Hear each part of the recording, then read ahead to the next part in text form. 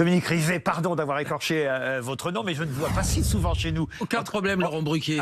Entre 20h et 21h, c'est pour une raison bien précise, en tout cas, que vous nous avez rejoint. Ici même, d'ailleurs, hier soir, on évoquait encore le cas du petit Émile, dont on espère un jour peut-être retrouver la trace. Qui sait, l'espoir est toujours là. En tout cas, il est toujours chez ses parents qui ont décidé de parler, Dominique Rizet. Ils ont parlé à Famille Chrétienne, ils l'avaient déjà fait, ils avaient déjà parlé à un journal chrétien, ils sont très croyants, bon. Et c'est ce journal-là qu'ils s'étaient adressé. Demain, c'était l'anniversaire, ça aurait dû être, ou c'est, l'anniversaire d'Émile, qui doit avoir 3 ans, ce 24 novembre. Et les parents ont passé ce message. Ils expliquent qu'ils sont entre l'espoir et l'abattement. Et dans ce témoignage, il y a de la résignation. La résignation parce qu'ils écrivent que la certitude qu'il est arrivé quelque chose à Émile et que Émile a été soustrait, non pas par un accident, mais par une personne, un enlèvement. Alors, Dominique Rizet. On va les écouter. Oui, voilà. Le mieux, c'est quand même d'écouter. Si vous n'arrêtez pas, je continue. Eh bien, j'ai bien compris. Mais je crois, Julie, qu'on a le son, puisque effectivement, c'est le journal Famille Chrétienne qui a accepté qu'on puisse diffuser, et c'est le but d'ailleurs, que ce soit le plus possible diffusé sur les différentes chaînes de radio et de télévision, parce que quand on lance un appel comme celui-là, c'est évidemment pour qu'il soit entendu. Il lance un appel à celui ou ceux qui savent ce qui est arrivé donc au petit Émile. On écoute les parents d'Émile. Depuis le 8 juillet, nous vivons entre l'espoir et l'abattement. Après l'avoir cherché en vain pendant des semaines, compte tenu de la configuration des lieux, nous avons acquis la certitude que notre petit Émile a été victime d'un enlèvement ou d'un accident. Ce 24 novembre, c'est son anniversaire et nous ne pouvons pas le fêter. L'incertitude ajoute à notre angoisse. Où est notre petit garçon ? Que lui est-il arrivé ? Nous voulons nous adresser aujourd'hui à celui ou ceux qui savent ce qui lui est arrivé. S'il s'agit d'un accident, peut-être avez-vous paniqué. Si vous avez commis l'irréparable, peut-être le regrettez-vous. Peut-être craignez-vous les conséquences et ne savez comment vous en sortir. Tout cela, nous pouvons le comprendre. Mais nous en appelons à votre cœur. Comprenez notre détresse. Dites-nous où est Émile. Par pitié, s'il est vivant, ne nous laissez pas vivre sans lui. Rendez-le nous. Par pitié, s'il est mort, dites-nous où il se trouve.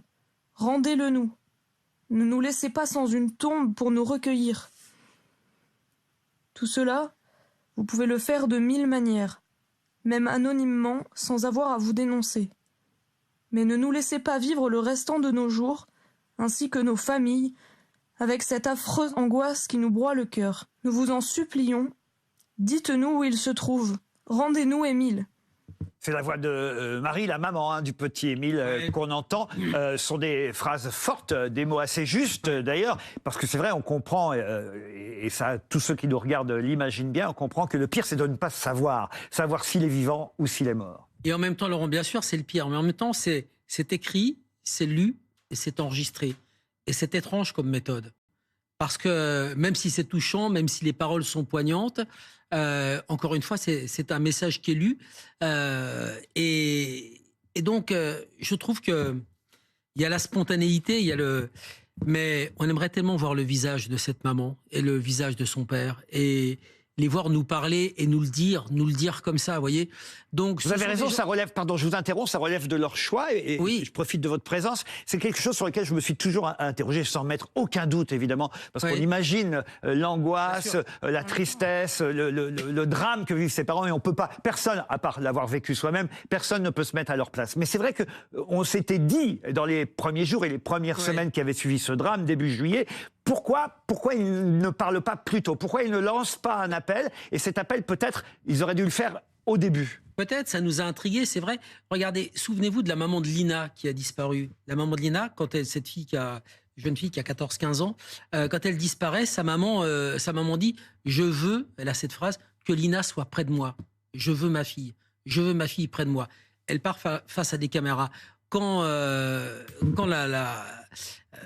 le Landais enlève la petite Maëlys, les parents parlent au cours d'une conférence de presse, c'est la maman qui parle, le papa est à côté, il est immobile. Ce sont souvent les mamans qui parlent, d'ailleurs, qui ont plus de force que les hommes pour dire ça.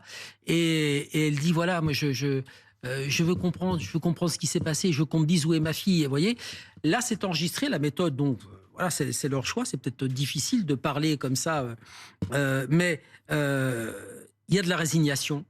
Ils sont certains maintenant qu'ils ne reverront pas leur fils. Il y a une certitude, c'est quelqu'un du village, c'est quelqu'un d'ici, c'est quelqu'un du hameau, il y a 15 maisons.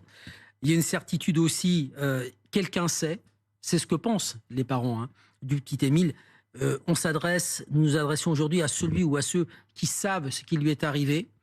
Et puis, il y a le message chrétien. Encore une fois, cette famille, et c'est leur droit, s'adresse à un journal qui s'appelle Famille chrétienne. Et ils veulent une tombe pour se recueillir. Et oui, et ils parlent du regret, Laurent, ils parlent du regret. Si c'est un accident, si vous avez paniqué, voilà. Le regret, c'est un message chrétien. Si vous regrettez, dites quelque chose. Est-ce que ça peut être... C'est le début, pardon. Ma question, c'est est-ce que ça peut être efficace? Est-ce que là où les personnes concernées peuvent entendre ce message, entendre au sens agir ensuite et comme le dit d'ailleurs cette maman, se dénoncer même anonymement? Peut-être pas l'auteur, mais quelqu'un qui connaîtrait l'auteur. Et vous remarquerez que quand il y a deux personnes qui ont commis un crime ou un acte délictuel, ça en fait toujours une de trop. Souvenez-vous de la profanation du cimetière de Carpentras à la tombe de Félix Girmont. Ils sont 4 ou 5. Il y en a un jour qui va pousser la porte des renseignements généraux, qui va dire « j'y étais ». Quand c'est une personne seule, on va prendre l'exemple de Pierre Chanal, les disparus de Mourmelon, qui est mort innocent, puisqu'il s'est suicidé au 2e jour de sa comparution devant une cour d'assises, eh bien, il n'avait rien dit, parce qu'il est seul. Donc on peut garder un secret criminel quand on est seul. Quand quelqu'un est au courant, c'est difficile. Et là, si quelqu'un entend ce message, c'est pas le criminel qui va venir se livrer, mais peut-être quelqu'un qui sait des choses. Un petit point quand même juste sur l'enquête. J'interprète ça comme ça. Il a disparu le 8 juillet dernier. Absolument. On en est où là? Quelles sont les pistes? Ça fait 4 mois. Il y a toujours des enquêteurs qui travaillent activement sur cette enquête. Oui. Il y a des perquisitions qui ont eu lieu au début du mois, de vastes perquisitions. Bien sûr. Où en est-on? À chaque fois... Et pardon, je prolonge la question de Julie. Est-ce que l'enquête, on va dire, rejoint ce que pensent les parents, puisque vous venez de nous dire que les parents pensent, d'après ce texte, vous nous dites, et d'après ce que vous savez, pensent que c'est dans leur village. C'est dans leur village. Et l'enquête va vers ça aussi? Oui, l'enquête va vers ça, parce qu'à chaque fois qu'elle s'est éloignée, à chaque fois que les gendarmes se sont éloignés pour vérifier des caméras de vidéosurveillance, des autoroutes, des péages qui mèneraient vers le village, parce que je vous rappelle que c'est un cul-de-sac ce village, eh bien tout les a ramenés à chaque fois dans le village. Donc c'est ici qu'on a cherché. La dernière fois, c'est chez un jeune agriculteur qui roule vite avec son tracteur, qui roule vite avec son quad, dont le cousin a eu un accrochage avec le grand-père d'Émile pour une histoire de pelleteuse qui avait gratté un petit peu trop près du mur de la maison du grand-père. Le grand-père leur avait fait des réflexions. Ça s'est passé le samedi matin de la disparition d'Émile. Donc tout revient à chaque fois vers ce hameau. Merci en tout cas pour toutes ces précisions, Dominique Rizet. Et on va poursuivre avec cette fois les vrais visages qu'on avait choisis pour ce trombinoscope. Mais il était normal évidemment de diffuser cet appel de la maman du petit Émile, parce que c'est quelque chose évidemment de poignant, d'émouvant à entendre. Et ça peut-être, allez savoir, peut-être être utile. En tout cas, on le souhaite. Et si on peut y contribuer à BFM TV, tant mieux pour ses parents évidemment. Le premier visage de notre trombinoscope, celui qu'on avait prévu de mettre en 1, c'était le ministre de l'Éducation, Gabriel Attal. Exactement, qui annonce une série de mesures sur le redoublement pour élever le niveau. Voilà ce qu'il dit. Un élève qui rentre en 6e sans savoir lire ou compter, c'est quasiment de la maltraitance. Il a prévu de faire une série d'annonces sur le sujet le 5 décembre prochain. Sa proposition d'ailleurs de groupe de niveau en maths et en français fait débat. Voilà, donc le 5 décembre, on en saura un peu plus sur les lever le tabou du redoublement. Et c'est vrai que c'était devenu un tabou depuis quelques années. Jamais vraiment compris pourquoi. Au fond, il y a eu des politiques qui ont dit oui, c'est bien de faire redoubler, d'autres qui ont dit non, c'est pas bien. Je peux raconter juste une expérience personnelle et après je vous donne la parole. Mais moi, il se trouve que j'avais, quand j'étais en cours élémentaire, sauté une classe, au sens figuré du terme, je vous rassure. J'avais sauté une classe, passé de CE1 à CE2 dans la même année, et donc j'avais 1 an d'avance à cause de ça. Et quand je suis arrivé en 3e, certains profs, alors que j'avais plutôt de bons résultats, ont estimé que j'étais pas assez mature pour aller au lycée. Et donc, on m'a fait redoubler ma troisième. À l'époque, les parents ne discutaient absolument pas d'une décision prise par un professeur principal. Donc, j'ai redoublé ma troisième. Franchement, pour rien. Donc après, j'ai compris, je me suis dit, après tout, c'est pas si mal, effectivement, d'interdire le redoublement. Sauf qu'au fond, il y a quand même parfois des élèves, j'imagine, qui ont besoin de redoubler. Fred Hermel. J'ai eu exactement la même expérience que vous. J'ai sauté une classe en primaire et j'ai redoublé ma troisième. Vous voyez, donc c'était assez fréquent à l'époque. Et ce n'était pas stigmatisant de redoubler. Non, ce qu'il y a eu... On perdait quand même une année, ça c'est vrai. Oui, mais enfin, on en avait gagné une avant, donc c'est vrai qu'on était plus mûrs à ce niveau-là. La question de l'égalitarisme, c'était une idéologie qui a dominé pendant de nombreuses années, et on sent, et elle a fait beaucoup de mal à l'éducation nationale, on sent que là, Gabriel Attal est en train de se montrer comme le meilleur ministre de ce gouvernement. C'est un sans faute depuis la rentrée, sincèrement. Tout le travail qu'il a fait, toutes les déclarations qu'il a faites contre le harcèlement scolaire, etc., sur le niveau des élèves, lever ce tabou, c'est bien. On va résumer. Mais bien entendu, mais pourquoi? Mais si t'as pas de niveau, c'est pas grave d'avoir un... Je veux dire, tu as toute une vie devant toi, c'est quand même Juliette bien... Brien, c'est Pablo. Oui, je suis d'accord. Au moins, il y a de la mesure, ça bouge, je suis d'accord. Oui. Alors moi, j'avais sauté une classe, mais j'avais pas redoublé, parce que les filles à cet âge-là, elles sont plus matures que moi. Voilà. Non, mais je voulais juste dire que c'est très bien. Il faut évidemment faire redoubler les élèves quand ils en ont besoin. La seule chose que je me dis là, c'est qu'apparemment, et on l'a entendu de Gabriel Attal lui-même, c'est que le niveau, il est vraiment désastreux. Je veux dire, sur un plan très large. Il a dit, qu'est-ce qu'il avait dit? La moitié des élèves, je me rappelle plus ce qu'il avait dit exactement, ne savent pas lire et écrire en classe de 4e. En 4e. C'était un test, une évaluation qui avait été faite. On va pas faire redoubler tous les élèves de 4e, ou la moitié des élèves de 4e. Il y a un moment, il y a une refonte à faire qui est plus déjà dans la pédagogie et dans l'enseignement. Pablo. Alors, il s'avère, vous prenez tous des exemples personnels, vous parlez de vous, mais il s'avère qu'il y a des gens qui ont fait des études, désolé, je vais parler des sachants. Les chercheurs. C'est pas une tare, hein. Les fameux sachants, les chercheurs, en fait, ils travaillent sur le sujet, et alors là, ils sont absolument tous unanimes. Ça sert à rien. C'est pire que ça. Ça a des effets négatifs. C'est-à-dire notamment sur l'estime de soi, et ça n'améliore pas les résultats. Ces sachants qui ont brisé l'éducation nationale depuis 40 ans. Mais c'est les sachants qui ont écouté les ministres et qui ont détruit ce qui était l'une des meilleures écoles du monde. Non, je vais te dire ce que disent les sachants. C'est-à-dire que pour réformer l'école, il faut moins d'élèves par classe, plus de profs et mieux formés. Non, oui, en ZEP. Il faut encore moins d'élèves par classe et surtout des profs mieux formés. C'est-à-dire que le speed dating, tout ça. Et ça serait bien que s'il veut lever un tabou, s'il veut faire quelque chose pour l'éducation nationale, Gabriel Attal devrait aller vers là plutôt que de faire ces trucs qui ne servent absolument. On ne vous mettra pas d'accord et puis vous redoublerez, vous reviendrez ici, il n'y a pas de problème. On passe à un autre ministre, monsieur Christophe Béchu, ministre de la Transition écologique. Eh oui, parce que vous le savez, on est à la veille du Black Friday et il y a cette campagne de communication de l'Agence de la Transition écologique qui suscite la colère du secteur du commerce. Ce sont des clips qui incitent à ne pas acheter. Matignon les trouve maladroits, mais le ministre de la Transition écologique assume ces clips. On regarde un petit extrait. Vous prendriez lequel, vous? Honnêtement? Ouais. Aucun des deux. Mais c'est à moins 70%. Franchement, pour un vendeur, vous êtes pas... Ah non, pas du tout. Moi, je suis des vendeurs et je vous conseille le moins 100%. Il y a un moins 100%? Bah oui, le vôtre. Il est très bien. Je peux? Hésitez pas, hein. Si vous avez besoin que je vous déconseille d'autres achats, ça soulagera les ressources de la planète. Et vos placards?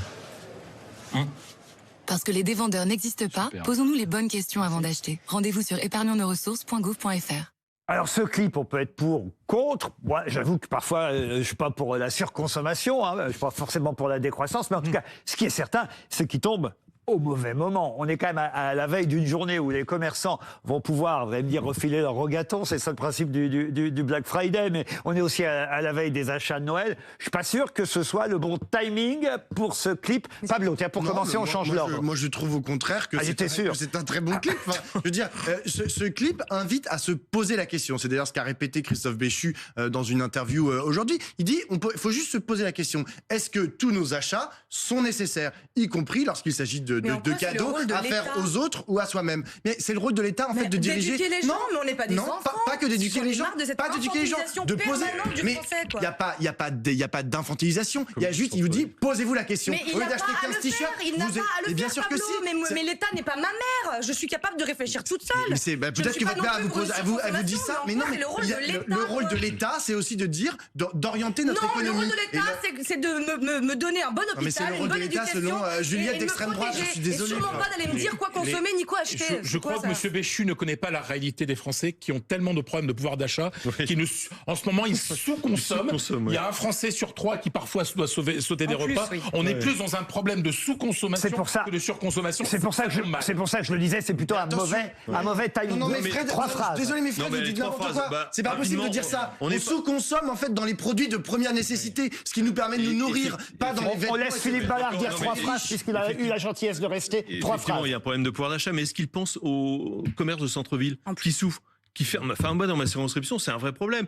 Ces commerces là, dans lesquels se promène la caméra, mais ils ferment les uns après les autres parce que concurrencés par les géants, les GAFAM, qui se trouvent à l'autre bout de la planète, qui nous font venir par super tankers des marchandises, des vêtements qui polluent sur place, qui polluent parce qu'on les transporte dans ces supertankers, et on ferme les commerces des bourgs. Bravo, ils ont. C'est vrai que je crois que Monsieur le maire et Madame Olivia Grégoire, qui s'occupent des commerçants, ne devaient pas être spécialement heureux de. Mais Christophe Béchu a reconnu qu'ils auraient peut-être dû plus cibler les trucs de vente en ligne, effectivement. Non, mais en plus, il y a quelque chose sur les. Faut passer à un autre visage. Mais super rapide. Faire des normes. Mais vous me dites ça à chaque fois. Contre l'obsolescence des objets, plutôt que de faire des campagnes. Mais faites des normes, empêchez que la machine à laver s'arrête au bout de 2 ans. Voilà. Puisqu'on parle d'obsolescence programmée, le visage suivant, c'est Anne Hidalgo. La maire de Paris qui le dit hier soir chez nos confrères de Quotidien. Question de transport, on ne sera pas prêt pour les JO. On l'écoute. Les 2 choses sur lesquelles on va pas être prêt. La première, c'est sur les transports. Parce que là, donc ça, c'est Valérie Pécresse? Non, et puis le gouvernement un peu aussi quand même. Hein, mais et le gouvernement mais on fait tout ça ensemble, donc je me sens concernée aussi. Okay. La deuxième chose, c'est quand même un sujet, moi, qui m'importe beaucoup, qui est la situation d'un certain nombre de personnes à la rue, des SDF.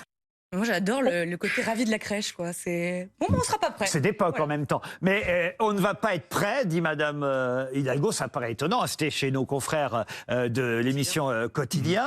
Et c'est vrai que d'un seul coup, on se dit, mais est-ce que c'est son rôle à quelques mois du début des JO de tirer une sonnette d'alarme oui, elle établit un rapport de force. Parce qu'évidemment, elle n'est pas la seule, en fait, à piloter les transports. Je vais même dire, c'est même pas elle qui pilote en premier lieu les transports. C'est la région, c'est Valérie Pécresse. Donc là, en fait, en faisant ça, elle dit à Valérie Pécresse, ce serait sympa de se bouger parce que sinon, on va pas y arriver. Or, la responsabilité première des Jeux Olympiques, là, pour le coup, c'est Anne Hidalgo. Donc, elle établit un rapport de force, et y compris avec le gouvernement. On a quelqu'un qui va lui répondre, c'est Madame Florence Portelli, hein, c'est bien ça, Julie Hamet, vice-présidente de la région Île-de-France. Vous nous entendez, Madame Portelli ?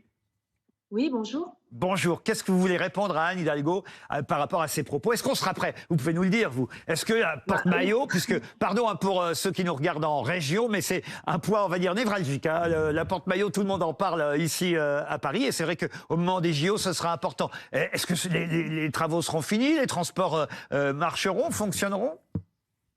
Alors, je peux vous le dire très clairement, c'est pipeau en fait ce qu'elle a raconté. Déjà, ce qui est important pour les JO pour que ça fonctionne, c'est la desserte de la ligne 14. C'est-à-dire qu'il fallait la prolonger des 2 côtés. Et ça, je peux déjà vous l'annoncer, mais ça a été confirmé par le CIO. Ce sera fait pour le printemps. Donc ce qu'elle dit n'est pas vrai. Et sur la ligne E, qui concerne justement la porte-maillot, là où elle est quand même hyper culottée, c'est que le retard qui a été pris, c'est notamment parce qu'elle a demandé l'ajout d'une gare, qui est la gare justement de la porte-maillot sur cette ligne, gare qu'elle a refusé de payer en plus.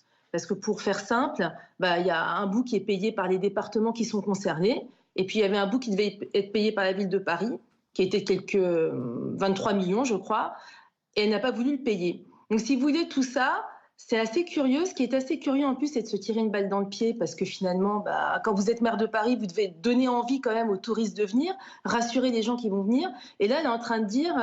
regardez, c'est pas près ce qui n'est pas vrai, et ça va être en gros, ça va être le foutoir. C'est assez curieux quand même comme démarche. Vous voulez dire qu'elle a tenté, au fond, de faire diversion hier soir sur le plateau de nos amis chez Yann Barthès? Ça y ressemble, et c'est assez nul en fait, parce qu'en plus, ce qui est dommage, c'est que juste là, ça se passe très très bien. Honnêtement, quel que soit le bord politique des différents départements concernés, entre l'État, la région, les partenaires des transports, les gens aussi qui travaillent avec ces services. Il y avait une bonne ambiance, ça se passait bien. On est assez fiers de faire ces JO. Et tout d'un coup, il y a la maire de Paris qui, pour faire diversion sur Tahiti, dit au monde entier, en fait, ça ne va pas bien, ça ne sera pas prêt.